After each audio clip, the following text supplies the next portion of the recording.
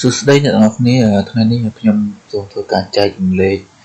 តាក់ទងទៅនឹងចំណេះដឹងមួយទៀតដែលយើងនិយាយអំពីរបៀបគណនាថ្ងៃខែឆ្នាំកំណើតដើម្បីរកអាយុបាទនៅក្នុងកម្មវិធី Excel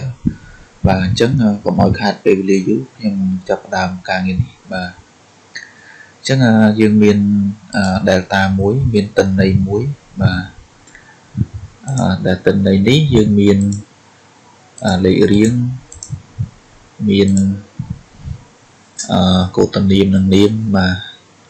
មានភេទមានថ្ងៃខែឆ្នាំកំណើតមានឈ្មោះលតាំងហើយនៅអាយុអញ្ចឹងដើម្បីរកអាយុបាទសំខាន់បំផុតគឺយើងត្រូវមានថ្ងៃខែឆ្នាំកំណើតរបស់គាត់ទើបអាចគណនាអាយុចេញបាទអញ្ចឹងដើម្បីគណនាអាយុគឺយើងត្រូវរកវាទៅតាមរូបមន្តបាទអញ្ចឹងឧទាហរណ៍ថាខ្ញុំរកអាយុរបស់លេខរៀងទី1នេះបាទអញ្ចឹងគឺយើងចុចបាទសញ្ញាស្មើបាទចុចសញ្ញាស្មើហើយយើងចុចពាក្យ year យើងបើកវងកញ្ចក់បាទយើងចុចnow បាទហើយបើកវងកញ្ចក់មួយហើយបិទមួយបាទយើងបិទមួយទៀតរួចហើយយើងដកបាទដក year បាទបើកវងកញ្ចក់មកបាទគឺយើងដកនឹងថ្ងៃខែឆ្នាំកំណើតនេះតែដោយសារថ្ងៃខែឆ្នាំកំណើតនេះវាមានទម្រង់ជាអក្សរខ្មែរអញ្ចឹងយើងប្រហែលជាមិនអាចបាទគណនាអាយុបាទគណនាអាយុនេះបានអញ្ចឹងវាចេញជាទម្រង់ជាភាសាខ្មែរអញ្ចឹងដើម្បីដូរវាគឺយើងអាចចូលទៅក្នុងបើយើង right click ក៏បានបាទ right click មកបាទនៅត្រង់កន្លែងថៃនេះយើងអាចលុបវាចេញបាទហើយយើងអូខេមកបាទគឺវាចេញអាយុតែម្ដងមួយទៀតយើងអាចកំណត់នៅលើនេះបាទយើងកំណត់ទម្រង់នៃថ្ងៃខែឆ្នាំកំណើតរបស់យើងអាច select លើនឹងហើយយើង mouse ស្ដាំបាទរួចហើយយើងយក format cell បាទអញ្ចឹងនៅត្រង់ចំណុចថៃនេះបាទកន្លែង custom នេះយើងអាចកំណត់វាទៅយើងដាក់យើងលុបវាចោលហើយយើងវាយD បាទ D 2 ដងហើយ tray 1មកវាយ M 2 ដង tray 1មកវាយ4ដងមកបាទហើយយើងចុច OK អញ្ចឹងទម្រង់នៃថ្ងៃខែឆ្នាំកំណើតរបស់យើងហ្នឹងគឺវារត់បាទតាមអ្វីដែលយើងបានកំណត់បាទអញ្ចឹងការគណនាហ្នឹងគឺយើងអាចគណនាឧទាហរណ៍ថាខ្ញុំគណនាអាយុបាទ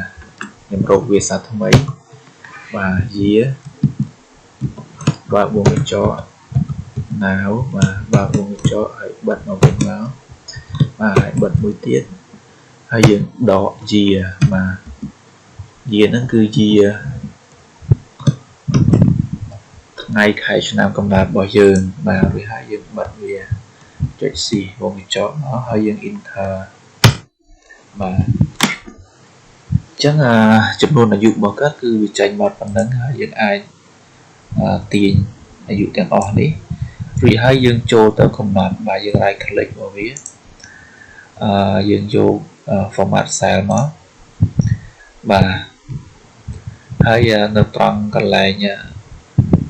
ថៃនេះយើងអាចលុបវាចេញបាទវានឹងចេញឆ្នាំដែលយើងគណនាបាទអញ្ចឹងនេះគឺជាឆ្នាំបាទក្នុងករណីដែលយើងចង់ឲ្យវាមានពាក្យឆ្នាំក្នុងក្រោយគឺយើងអាចចុចបាទយើងអាចចុច00ក៏បានបាទហើយដកឃ្លាមហើយយើងវាយពាក្យខ្មែរឆ្នាំបាទហើយយើងអូខេមកអញ្ចឹងអក្សរដែលនៅក្រោយគឺវាចេញឆ្នាំតែម្ដងបាទបាទអញ្ចឹងនេះគឺជារបៀបគណនាអាយុ tam rồi dạ ngày khai năm còn là bỏ một cái lực này mùi này mà chắc là ca kiệnนี้คือการเมียนการเกี่ยวนี้แบบนั้นvà នេះរូបមន្ត